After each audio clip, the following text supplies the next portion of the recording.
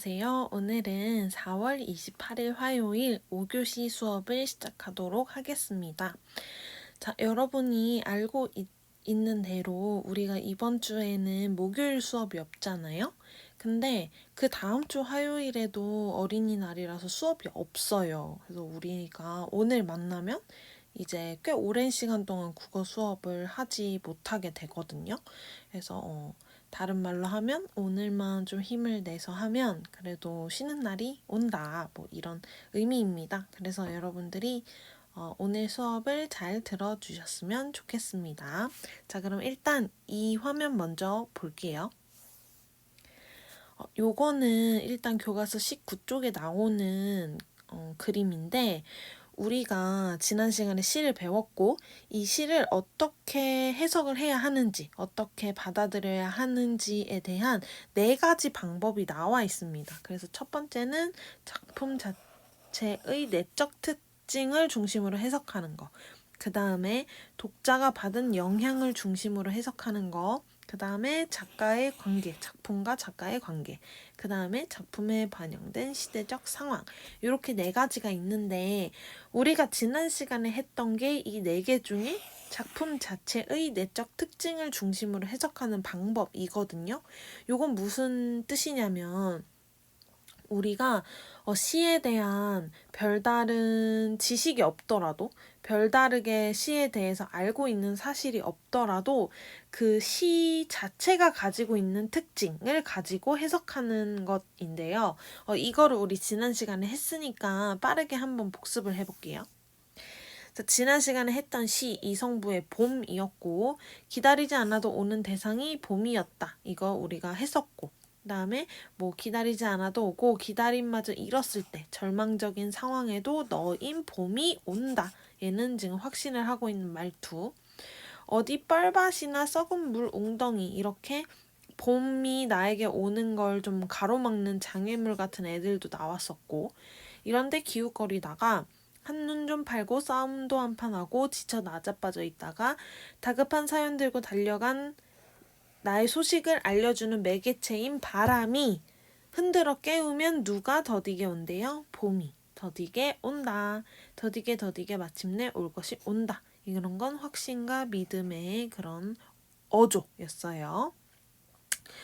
근데 막상 네가 오면 너를 보면 눈부셔서 맞이할 수가 없어요. 너무 벅차고 감동적이어서 그렇죠. 입을 열어 외치지만 소리는 굳어서 나는 아무것도 미리 알릴 수가 없다. 가까스로 두 팔을 벌려 껴안아 보는 너. 누구? 봄. 먼 데서 이기고 돌아온 사람아.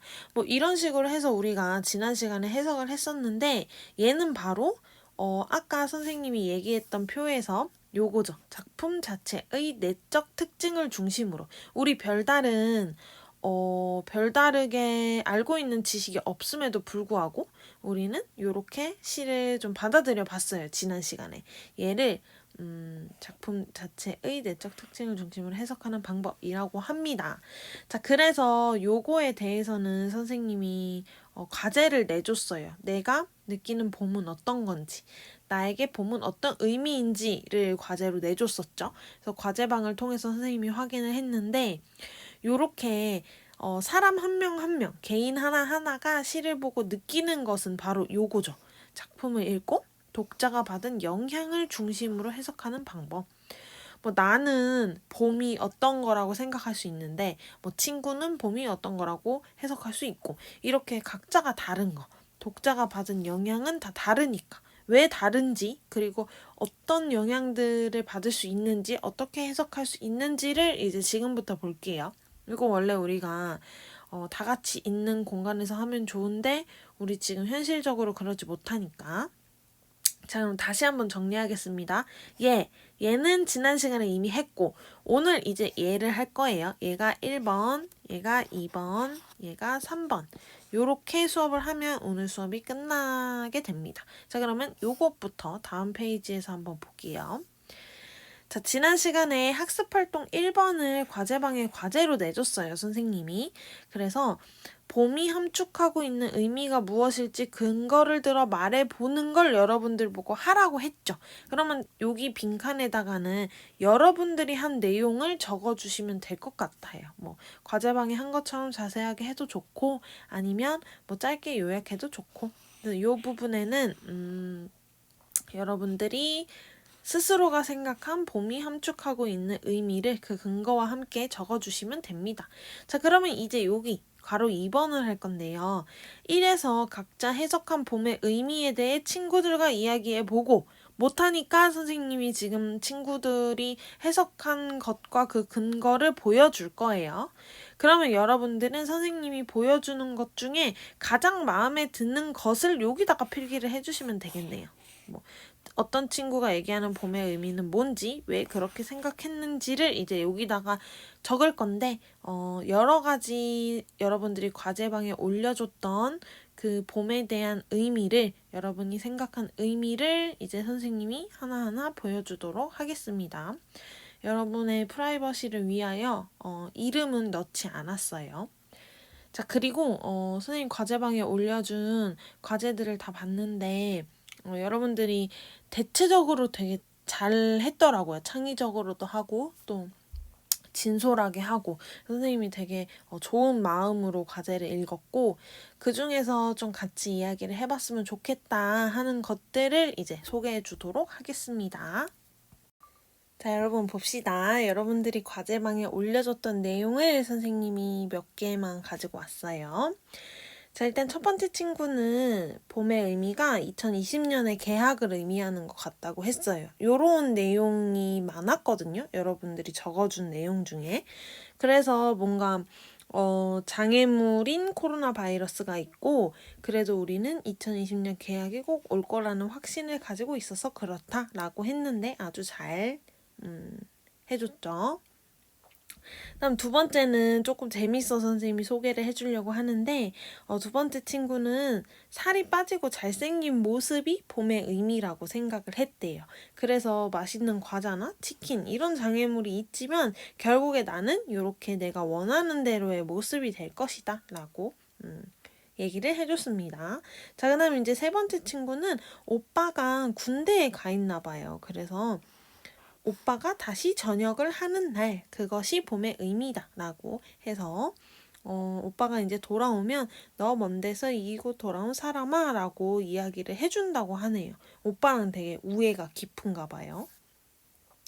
자, 그리고 또 이 친구는 선생님이 좀 특별한 해석을 했다라고 생각을 했는데 우리가 봄 하면은 거의 긍정적인 이미지로 해석을 많이 했거든요. 근데 이 친구는 이별인 것 같다고 했대요.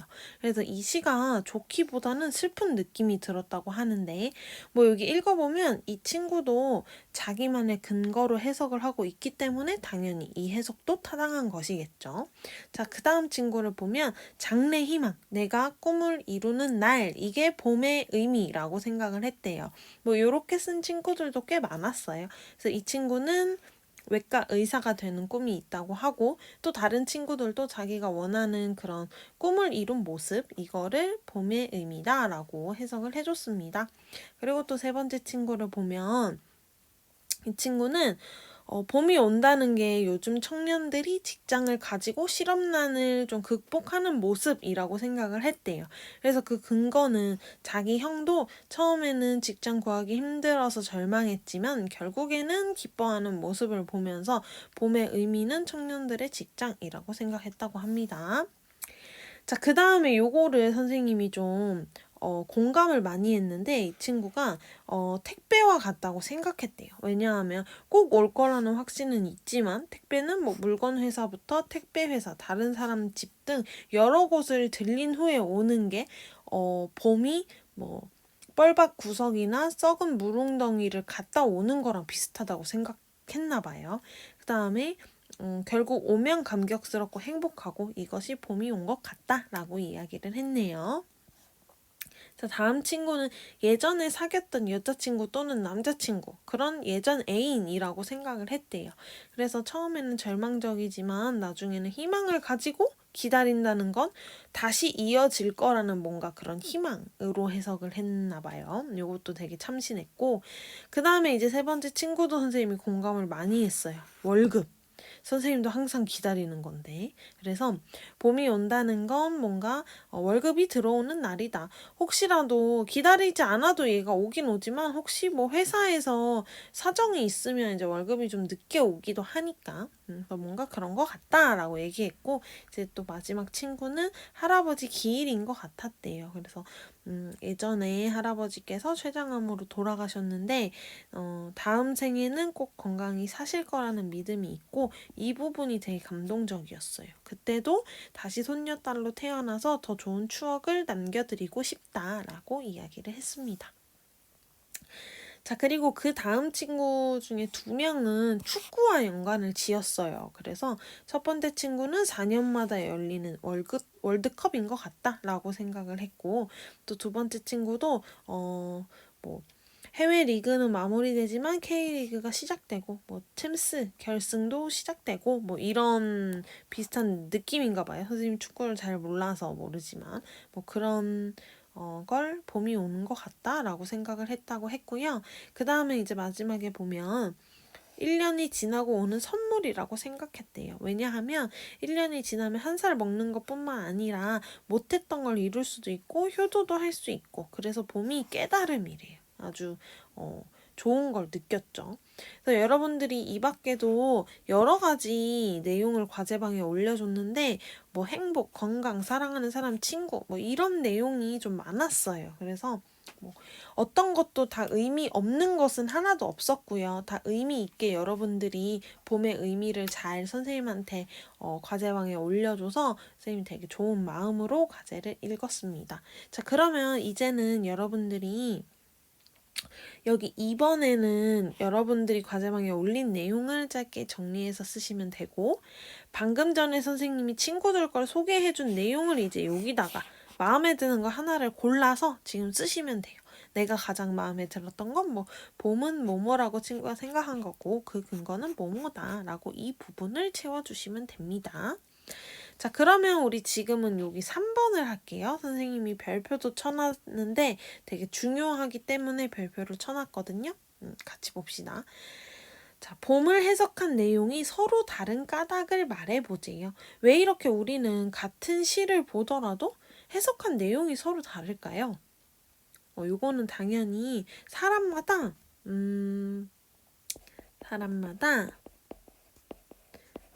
여러 가지가 다르기 때문인데요. 관심도 다르고, 수준도 다르고, 경험도 다르죠.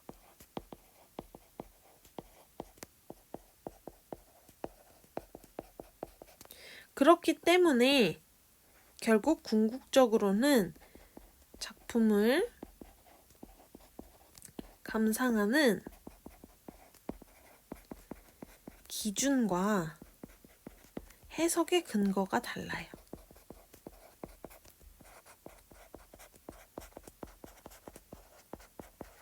자, 다시 사람마다 개개인의 관심, 수준, 경험이 다르기 때문에 감상 기준과 해석의 근거가 다른 거죠.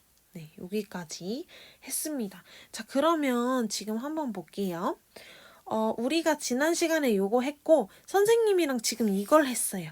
자, 그러면 이 다음에는 요거를 할 차례예요. 작가의 관계. 그러면 선생님이 작가에 대해서 설명을 해야 하죠. 여러분들이 이성부 시인에 대해서 잘 모르니까. 자, 그러면 선생님이 짧게 이성부 시인에 대해서 소개를 해주도록 하겠습니다. 자, 지금부터 선생님이 이성부 시인에 대해서 여러분들에게 좀 소개를 해주려고 하는데, 여러분들도 공책을 펴고 선생님이 설명하는 내용을 좀 적으면 좋을 것 같아요. 자, 일단 우리가 시인에 대해 공부하는 이유는 이 시인의 특성을 알아야 이 시를 해석할 때 이 시인의 이런 특성이 시에 반영되었구나 라는 거를 우리가 알게 된다는 거죠. 자, 그래서 일단은 기본적인 내용부터 하겠습니다. 이성부 시인은 1942년 1월 22일 광주에서 태어났어요. 여러분들은 광주 하면 어떤 역사적 사실이 좀 생각이 나시나요? 선생님은 광주 민주화 운동이 좀 생각이 나는데 일단 이성부 시인은 광주에서 태어나셨고 돌아가신 연도는 2012년 2월 28일에 돌아가셨습니다. 자, 2012년에 선생님은 대학교 2학년이었거든요. 여러분들은 몇 살이었는지 잘 모르겠네요. 자, 그리고 일단 기본적 정보로는 이성부 시인은 4남 2녀 중에 맏아들이었어요. 첫째 아들. 형제가 굉장히 많았죠. 그 다음에 이제 이성부 시인이 20살이 되던 해는 몇 년쯤 됐을 거야? 지금 한번 보세요. 60년이 좀 넘었겠죠. 그래서 1960년대에 대표적인 참여 시인이었어요. 자, 그럼 여기에서 여러분들이 궁금한 게 생길 것 같은데 참여 시인이라고 하는 게 과연 무슨 뜻일까요, 선생님? 이라고 질문을 하실 수 있겠죠. 자, 참여 시인이라는 건 당연히 현실 참여 시인이다라는 건데 뭔가 현실에 대한 지금 우리 주변에서 일어나는 삶에 대한 관심을 바탕으로 뭔가 시에 그런 것들을 녹여서 썼다라는 걸 우리가 알 수가 있어요. 그래서 이성부 시인은 이런 참여 시인이었고 소박한 언어로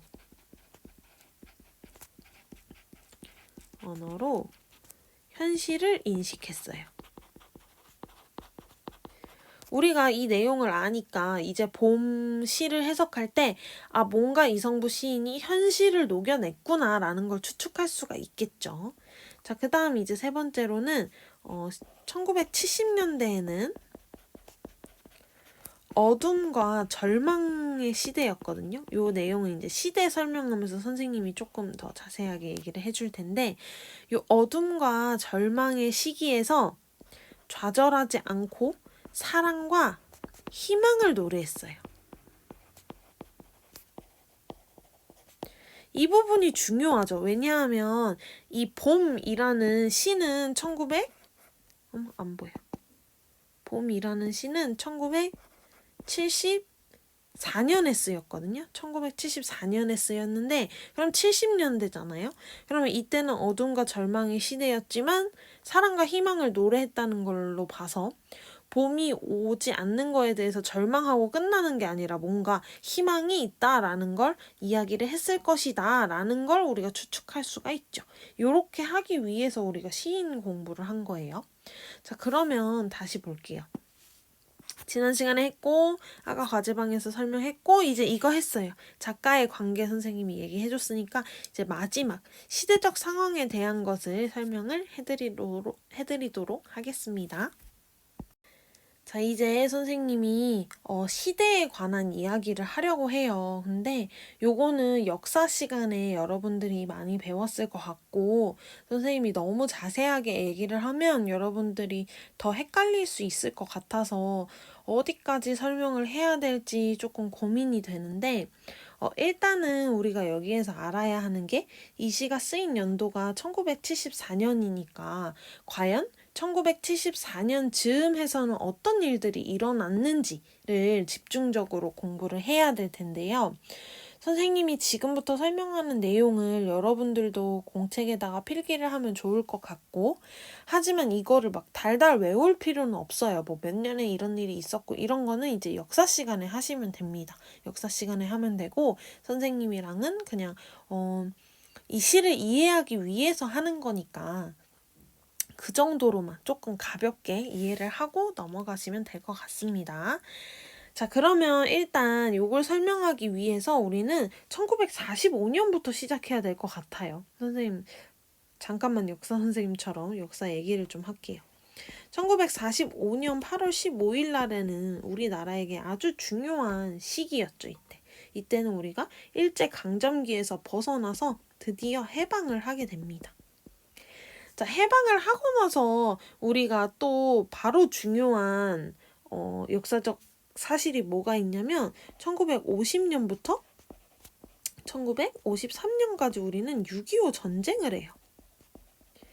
그래서 해방을 했다고 바로 기쁨 시작이 아니었고 이때 또 전쟁으로 우리가 아픔을 겪죠. 근데 이런 시기 속에서 우리나라가 일제에서 해방이 되었기 때문에 대통령이 필요했단 말이에요. 그래서 제1대 대통령을 정하게 되는데 여러분들 제1대 대통령 누구인지 기억나시나요? 전쟁보다 조금 전에 이때 이제 제1대 대통령인 이승만 대통령이 당선이 됩니다.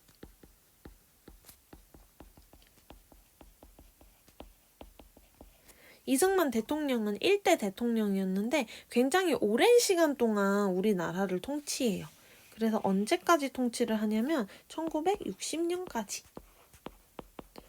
그래서 1대, 2대, 3대 대통령이 됩니다. 한 사람이 이렇게 오래 하기 있어요, 없어요? 원래 안 되지, 지금은. 그리고 이 당시에도 원래 안 됐었는데 자꾸 자기가 막 법을 개정하면서까지 이렇게 대통령을 굉장히 오래 해요. 몇 년이나 한 거야? 12년 한 거지. 왜냐면 이때 1948년부터 하거든요. 그래서 12년 동안 이제 대통령을 합니다. 이러고서 이제 1960년에 우리가 다시 대통령을 뽑는 선거가 있었어요. 그 선거가 바로 유명한 3.15 선거였죠. 근데 이 3.15 선거를 우리는 그냥 3.15 선거라고 부르지 않고 반드시 부정선거라고 불러요.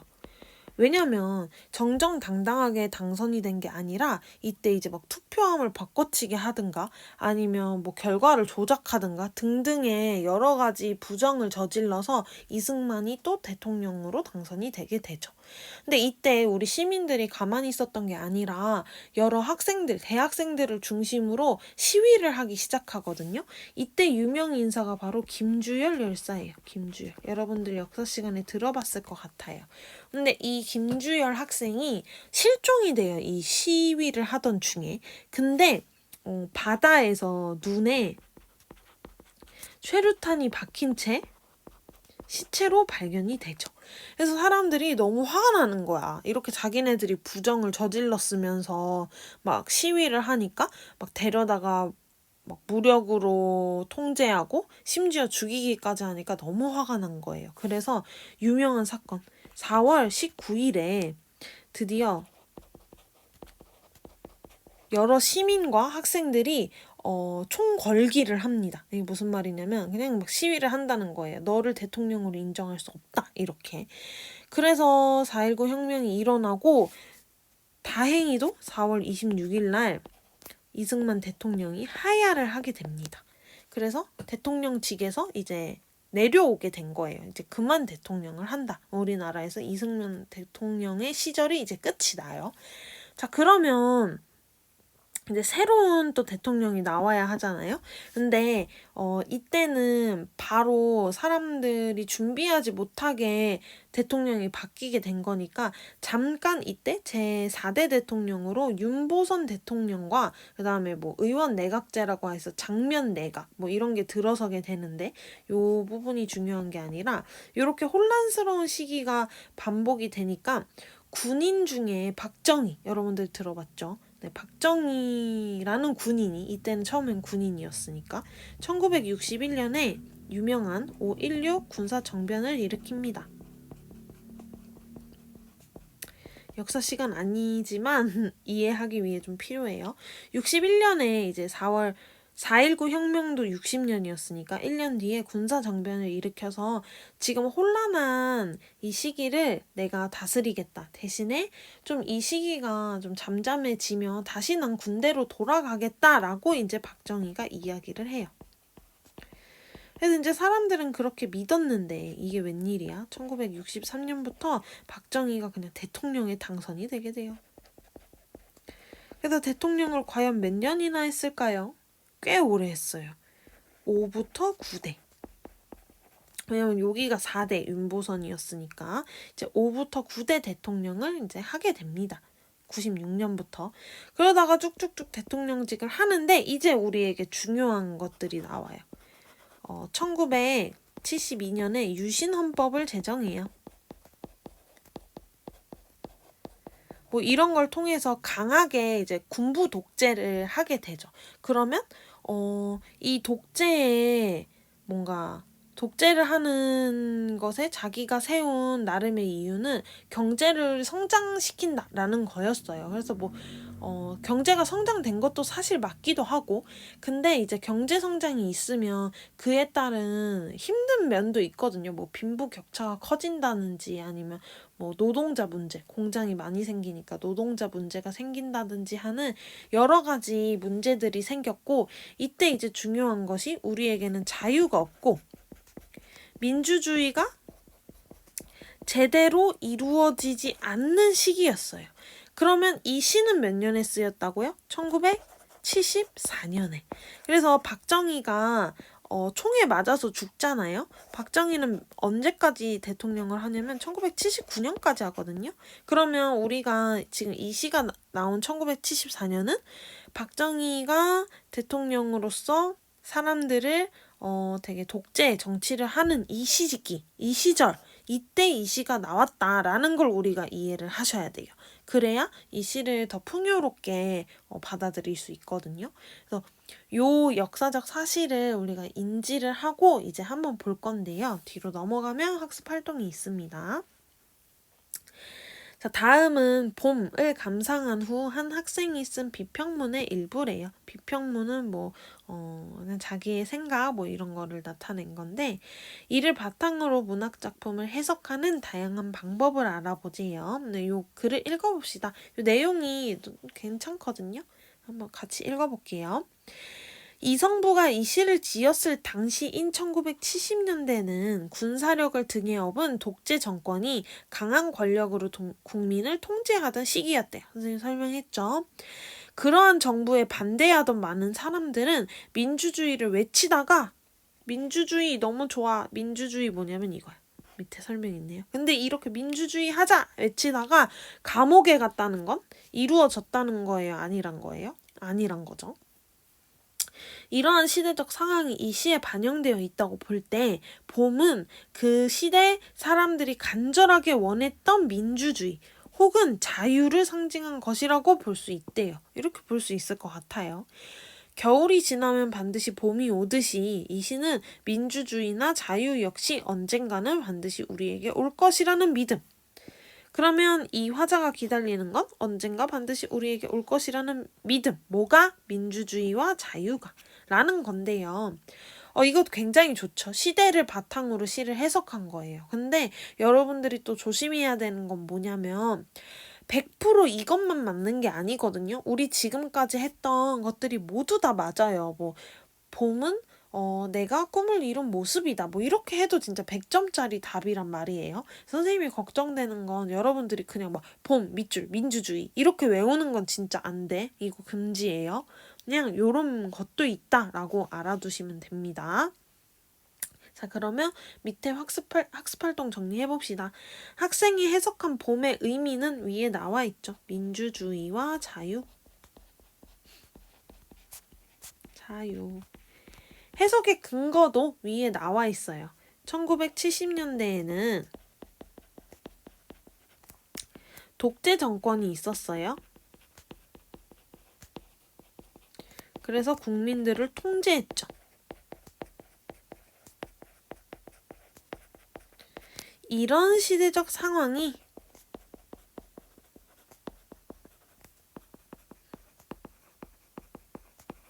이 시에 반영됐다고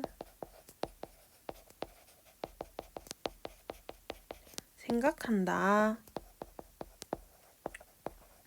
이게 바로 이 학생이 이 시를 해석한 근거가 되겠네요.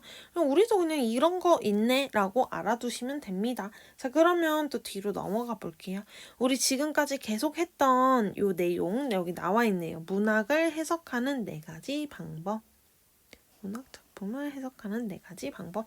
요거를 이제 우리가 정리를 할 건데 일단은 선생님이 크게 한번 나눠볼게요. 문학을 그 자체 우리가 아무런 지식이 없어도 그 문학 내용만 보고 해석하는 걸 내재적 관점이라고 해요. 이 내라는 게 그 문학 내적인 거라는 뜻이에요. 내재적 관점은 이 옆에 있는 그림 중에 바로 요거겠죠. 작품 자체의 내적 특징을 중심으로 해석하는 거. 그래서 우리가 봄을 해석할 때 그냥 작품 자체만 가지고 봄의 의미는 뭐겠다. 봄은 뭐 기다리지 않아도 온다. 그리고 기다리는 대상이다. 화자가. 그 다음에 뭐 화자에게 봄이 못 오도록 막는 것은 뭐 썩은 물 웅덩이하고 뻘밭이다. 뭐 이런 것들 우리가 그냥 시만 가지고 해석하는 거. 이걸 내적 특징을 중심으로 해석하는 내재적 관점이라고 얘기하고, 얘는 또 다른 말로 절대론적 관점이라고 해요. 절대론적? 근데 얘들아, 이거 달달 외우다가 문학 싫어지면 안 되거든요. 그래서 이거 그냥 이런 게 있구나만 알아두시고, 이거 나중에 고등학교 가서도 배우고 또 수능 공부할 때도 배우거든요. 그러니까 지금 우리 중학교 3학년 수준에서는 그냥 희연쌤이 이런 거 한번 설명해줬었다, 이 정도만 알고 넘어갑시다. 이거 다 이해하거나 외우려고 하면 여러분들이 약간 문학 싫어지거든요. 그래서 그냥 설명 듣기만 하세요. 그다음에 내재적 반대는 뭐겠어? 내 반대 뭐야? 당연히 외적. 그래서 외재적 관점이라는 게 또 있어요.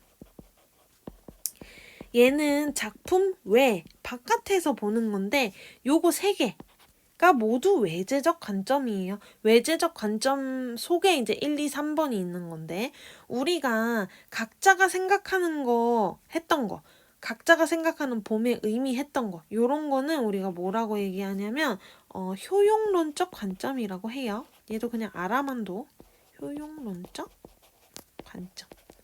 우리가 독자가 받은 교훈, 느낌, 생각 뭐 이런 걸 중심으로 해석하는 거.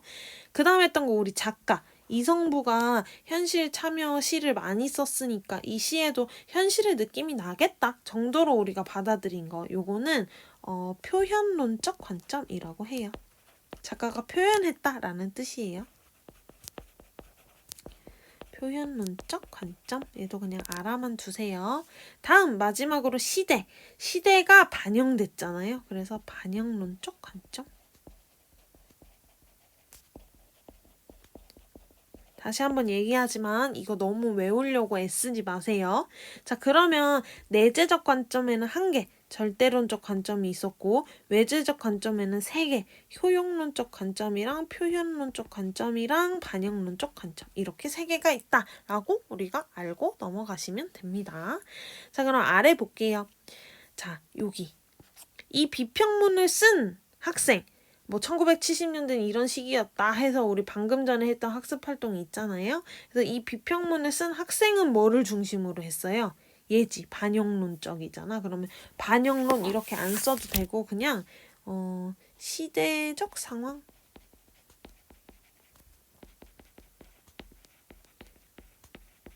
반영론적 관점을 중심으로 이렇게 굳이 안 하셔도 돼요. 시대적 상황을 중심으로 봄을 해석한 거죠.